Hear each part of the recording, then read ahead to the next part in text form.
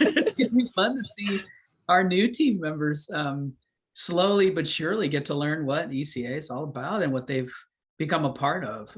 Because I think if we can get close to, however it's transformed, however different it may be now, there's still some carry forward. There's a lot of similarities, of course, to what we're going to bring back to the stage. The reason I'm tripping over my words is I want to say normal. It's not going to be normal. I don't think anything will be normal again. It'll be a new normal, and we'll find it. And I think this series is an excellent way for us to start that process, to get ready for the 21-22 season, and to get back as close as we can to what we do as an organization. So, and as a community, we celebrate together, and I can't wait to do that again. It's something that we're all experiencing together for the first time. But for those who have been here for like a full in-person season, it's something to like know how to appreciate more of. Like, the saying, like you don't appreciate something until it's gone. Right. Like, I know that for sure a lot of the in-person aspects of even just being in the office, like I have been in the office like at all really during this entire pandemic, like to work. I've gone like to pick up some things and then leave, but just that interaction of someone walking past my desk and then stopping and having a conversation, or just like any random thing, the birthdays that we used to have, celebrations, just like everyone coming together to sing happy birthday, the secret passing around of the birthday card, like all of those like small things, you don't really realize how much you value them until like it's not happening and it's not the same. But it makes you appreciate it more when you're able to do something like that again, but also appreciate and love like whatever the now is, like being present in the now. So like the things that we're doing now, we still have a newfound appreciation for it, even though we've never done it before. Yeah, so I'm just going to wrap it up with some quick fun things. Okay. So, I love ending on a fun note. Like I love it. It's my favorite thing to do in any kind of meeting or conversation. So if you could have any of the artists that have performed on our stage as a dinner host, who would it be? Oh man. It's probably a long list. I think I'll start with Al Stewart. Al is a really accomplished artist, but also a historian. So he's brilliant in terms of world history, and he's a great storyteller. So I would be intrigued to just listen to him, talk about all he's learned and discovered, and so much of that comes out in his music. And I just think he'd be super entertaining. And I've met him several times, behind the scenes, and he's just a really kind person. And I think it'd be fun to spend some time with him. But there's one artist that I have to say I wish it could still be possible, but Willie K, rest his soul, was somebody that really was, in addition to being an amazing artist, a really important member of a really important family of artists that if I could have a dream or a wish, it would be actually not to host a dinner party, but to attend one with Willie and his Ohana, his family, and just be a fly on the wall and listen to the stories and the music and the love of his brilliant Hawaiian heritage and his tremendous artistry, from standard Hawaiian music to blues to jazz to classical. I mean, he was versatile. He was dynamic. Rock and roll, by the way, was on his list. I mean, he was everywhere, and he will be missed. And he was like, if I could just, you're giving me any wish, even though it may not be possible now, it's a wish that I'll still kind of hold on to. It would be amazing to have had that experience. So yeah. So we've talked a lot about how 2020 words. Oh gosh, we've talked a lot about how 2020 has been a year of changes, ups and downs, basically a roller coaster of a year.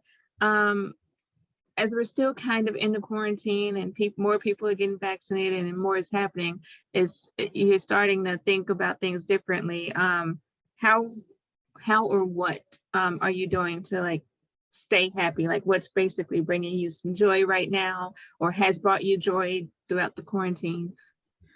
Well, not long before the pandemic, my wife and I made a commitment. We wanted to try to create a habit of getting out every day and getting 10,000 steps.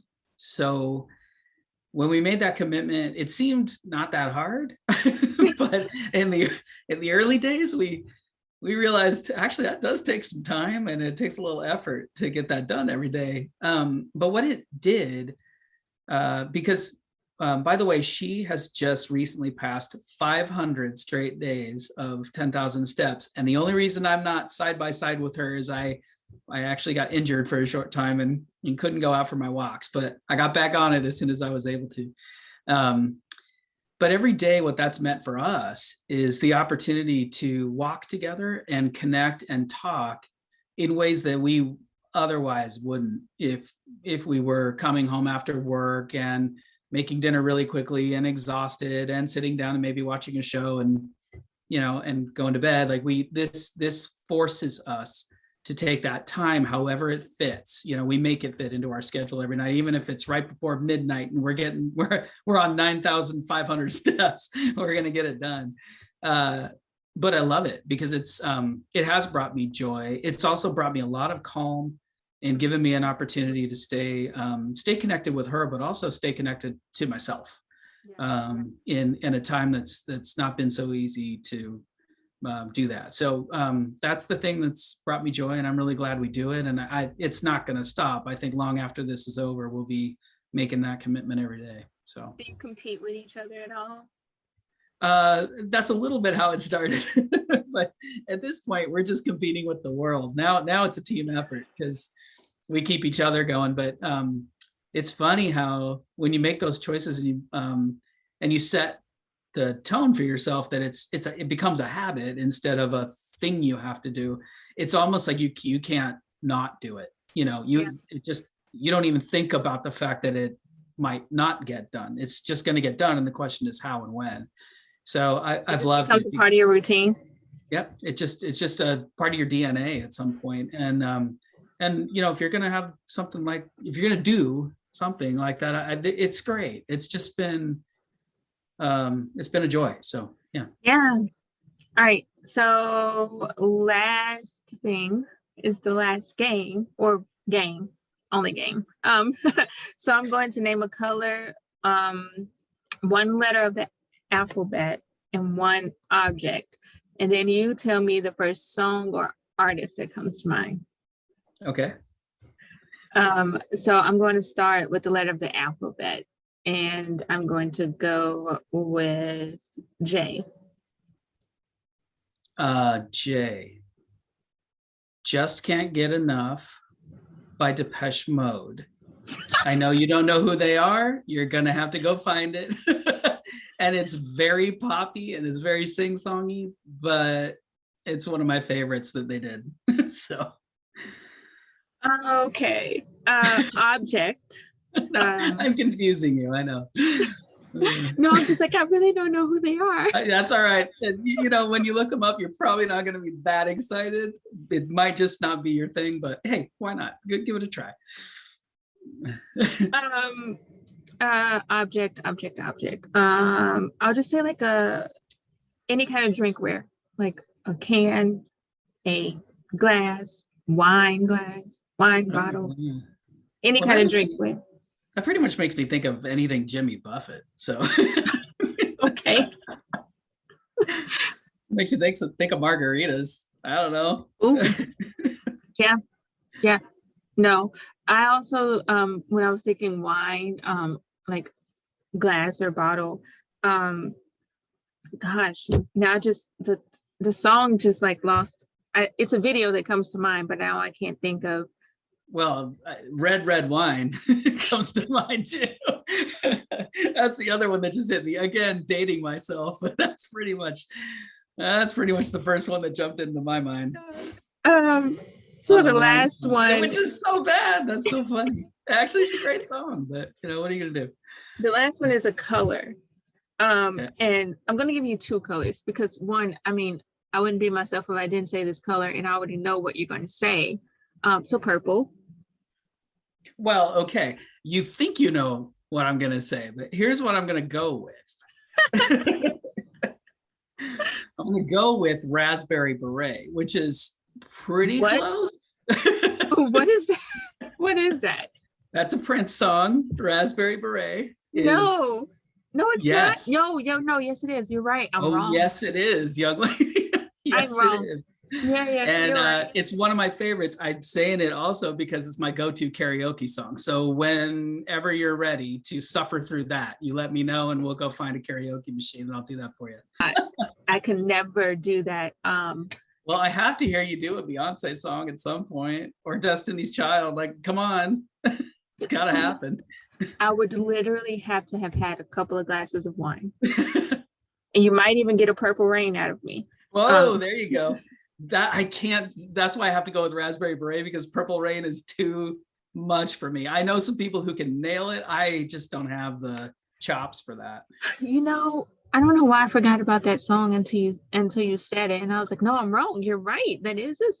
I feel like I am a failed fan of Prince now because I forgot about it. Well, I blame quarantine. His range is so broad, like, and he put out so many albums. How do you even keep track? That's what I love about him. Like people just have different moments in his career that they cling to. And for me, there is definitely a section, of the time frame in his career that I'm really a huge fan of. So yeah, that's how I am with India.Arie. It's like one time frame of her career I just like gravitate towards. Not that I don't love the other work too, but it's just that particular area. That moment in time, and where she was in as an artist, I'm with you. And where Prince was as an artist at a certain time period was just right in my moment, Yeah. So I told you I was going to give you two colors. So the next color I'm going to give you, just because I feel like this one might be hard, I don't know, orange. Oh man. So it's actually the name of a group, not a song. But Mandolin Orange. Okay. Is a really cool like bluegrass group that we have been trying to get to our stage for a while, and it just hasn't worked out. But I'm really looking forward to bringing them back. So it's sort of Americana, not straightforward bluegrass, but it's like Appalachian Americana, singer-songwriter, really cool stuff. And I'm looking forward to bringing that artist to the ECA stage someday because they've been doing well. Actually, they've been gaining a lot of traction. So don't know them either. You don't have to. See, that's why you do this though, right? That's why we do this work. Exactly. No, that's true. That's exactly why. We also didn't know about Naturally Seven. So, these things not. come up. We also didn't know, this may be weird, it may not be weird, but I also didn't know about Dan and Claudia Zanes, but now I freaking love them.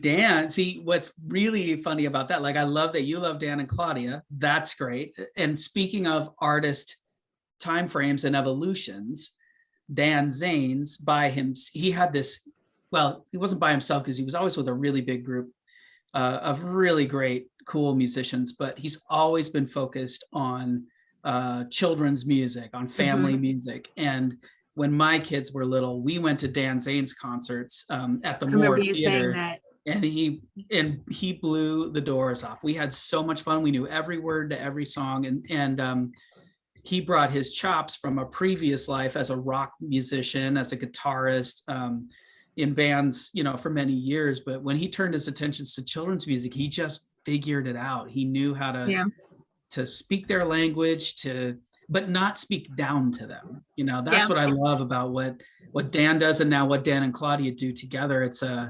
It's elevating children's music to the level of young adults and parents and grandparents, like everybody can get into it. It's really That's cool. why I said it may be weird, but maybe not that I love them, because like I never knew of them. But and honestly, I probably wouldn't have gone to the show if I wasn't doing the curtain speech. Like I forgot why I think the person who was supposed to be no, you and Jillian were going to be gone, and you were actually sad because you were not going to be able to see Dan Very and sad Claudia. that I couldn't see them. Yeah. And I did the curtain speech for the education matinee that they did because I think I was the only one available, and I have stage fright, and I was like super nervous, and they both were like calming me down backstage to do the Oh no. curtain speech. Oh no.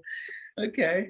And I sat there and watched them afterwards. And I saw the kids in the audience, and it was great. And I became a fan of them, like literally in the moment of watching them, but also as human beings, as they were backstage trying.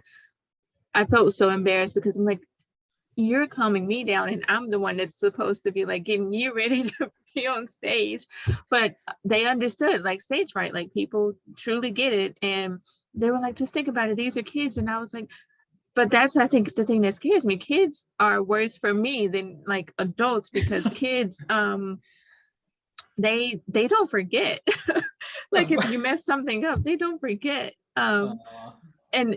And yeah, no, but it was so good. They were really good. Yeah, no, a lot of unexpectedness comes out of seeing people on stage. So you're right. If I don't know them, it just gives me a chance to become a fan of someone else and other people as well. Not just me, it's not all about me.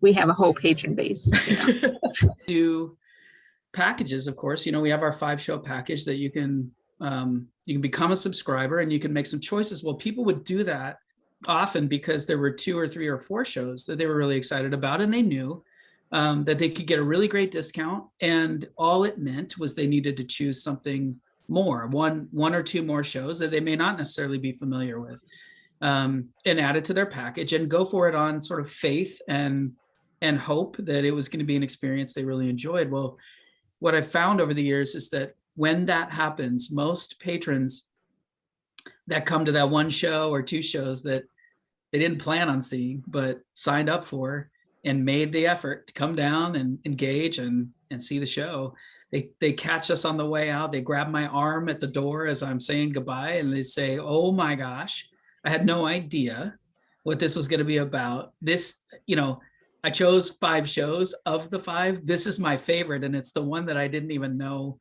if I would like or not.